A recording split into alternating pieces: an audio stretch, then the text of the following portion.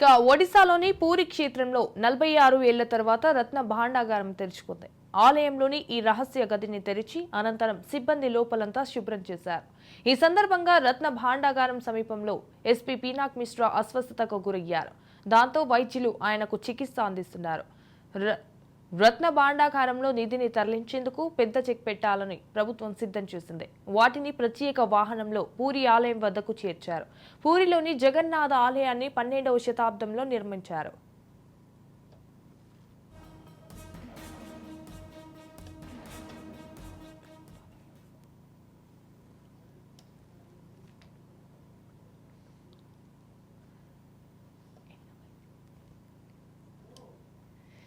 పూరిలోని జగన్నాథ ఆలయాన్ని 12వ శతాబ్దంలో నిర్మించారు. ఆలయంలోని రత్న భాండాగారంలో జగన్నాథ స్వామి, సుభద్ర, బలభద్రులకు చెందిన విలువైన ఆభరణాలను భద్రపరిచారు. ఈ భాండాగారాన్ని తెరిచే ముందుకు కీలకమైన క్రతువు ఆజ్ఞను నిర్వహించారు. అయితే ఈ రహస్య గదిని తెరిచే సందర్భంగా పాములు పెట్టే బృందాలను కూడా మోహరించారు.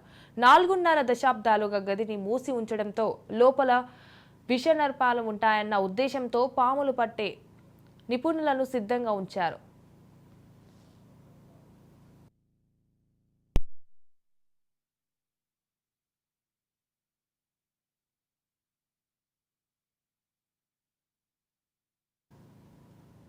ఇక 4.5 దశాబ్దాలుగా గదిని మూసి ఉంచడంతో లోపల విషసర్పాలు ఉంటాయన్న ఉద్దేశంతో పాములు పట్టే నిపుణులను సిద్ధంగా ఉంచారు. రైట్ గా ఇదే అంశంపై మరింత సమాచారం మా ప్రతినిధి మానస్ లైవ్ లో అందిస్తారు. మానస్,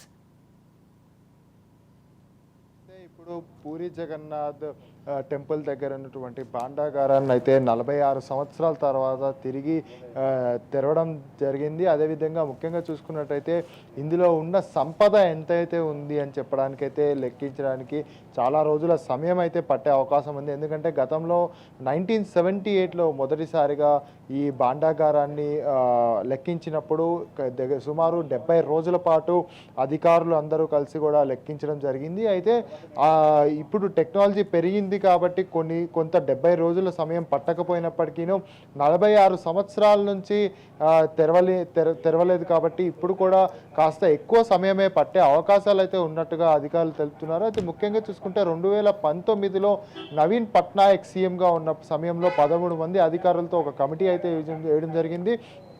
ఆ కమిటీ సభ్యులందరూ కూడా ఈ గది తలుపులు అంటే ఈ భాండార తెరవడానికి ప్రయత్నించడం అయితే జరిగింది. అయితే అప్పుడు తెరవడానికి ప్రయత్నించిన సమయంలో తాళం చెవి మిస్ అవ్వడం, తాళం చెవికి కనీసం డూప్లికేట్ కూడా దొరకకపోవడంతో కొన్ని నాటకీయ పరిణామాల మధ్య అప్పట్లో 2019లో తెరవలేకపోయారు. అయితే దీన్ని ఒక ప్రధాన ప్రచార అస్త్రంగా లోక్సభ ఎన్నికలే కాకుండా ఒరిస్సా ఎన్నికలు ఏదైతే జరిగాయో స్టేట్ ఎలక్షన్స్, మొన్న ఏపీతో పాటు ఒరిస్సా కూడా ఈ స్టేట్ ఎలక్షన్స్ జరిగాయి. ఆ సమయంలో బీజేపీ దీన్నే ప్రధాన అస్త్రంగా వాడుకుందని చెప్పుకోవాలి.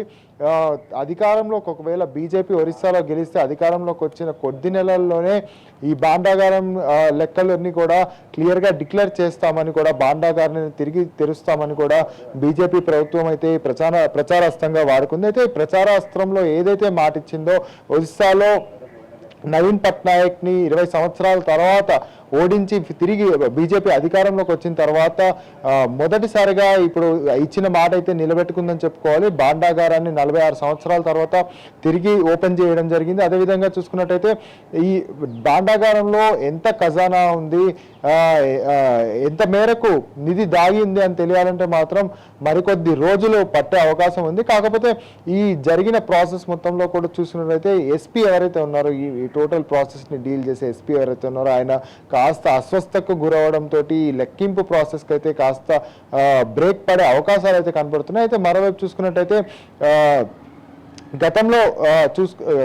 గతంలో చూసుకున్నట్టయితే 1978లో ఎప్పుడైతే ఓపెన్ చేశారో అప్పటి నుంచి ఇప్పటి వరకు కనీసం ఆ గది వైపు ఎవరు చూడకపోవడంతో విష సర్పాలతో పాటు అనేక రకాలైనటువంటి ఏదైనా జీవులు కూడా దాంట్లో దాగి ఉన్నాయా అనే ఒక అనుమానం కూడా దాగి ఉండడంతో పూర్తి ప్రొటెక్షన్తో, అదేవిధంగా ఇటు పాములు పట్టేక వాళ్ళు కావచ్చు, అదేవిధంగా ప్రొటెక్షన్ సెల్కి సంబంధించినటువంటి సిఆర్పిఎఫ్ జవాన్లు కావచ్చు, మిలిటరీ కావచ్చు, వీళ్ళందరినీ కూడా వీళ్ళందరినీ కూడా దానికి చాలా దగ్గరగా ఉంచి మరీ గది తలుపులు తెరవడం జరిగింది. అదేవిధంగా చూసుకున్నట్టయితే ఉదయం నుంచి అంటే మధ్యాహ్నం 1:28 కరెక్ట్గా ఒక మంచి ముహూర్తం చూసుకొని మరి గది తలుపులు తెరిచారు. అయితే గది తలుపులు తెరవడానికి 3 గంటల సమయం ముందు నుంచి కూడా ప్రత్యేక పూజలు అయితే నిర్వహించడం జరిగింది.